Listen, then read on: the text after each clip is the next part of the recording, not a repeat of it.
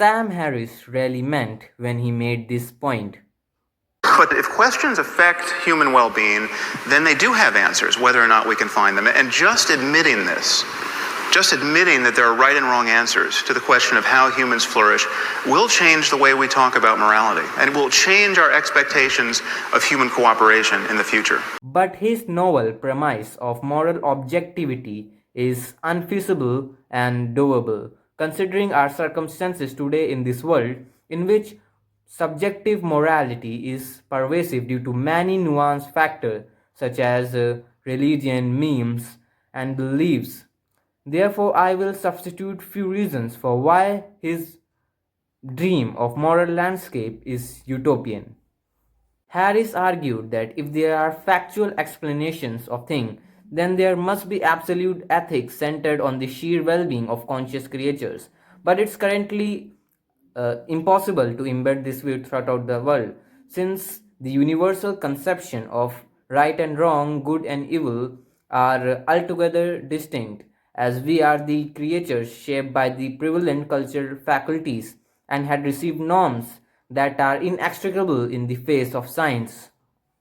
Harris himself had implied the role of moral relativism in this quote. We will embarrass our descendants just as our ancestors embarrassed us. What I will argue is that there has been modifications of societal ethics and will perpetually remain so.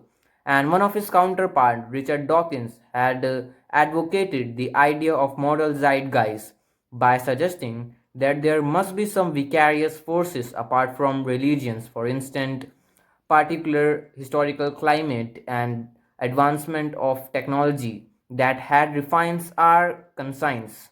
He tried to challenge David Hume's out problem, which apparently stated that scientific descriptions can tell what we are but cannot tell what we ought to be, as there are various philosophical implications in the development of norms. So, not all norms are equally robust for conscious well being.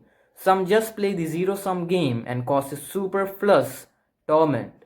However, the conception of well-being is per se intricate and can never be articulated through science, because human beings are irrational and filled with cognitive dissonance that just depict the widespread of ethical subjectivity.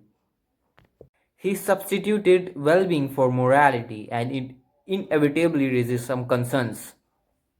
First of all, the primary emphasis on well being can alienate other areas like virtues and justice that could bear weight on his hypothetical peaks of moral landscape.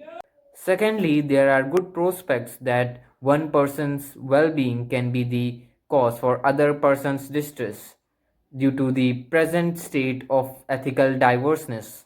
I am not saying that his hypothesis is spurious. What I mean is that erasing the line of demarcation between facts and values is still an incipient task.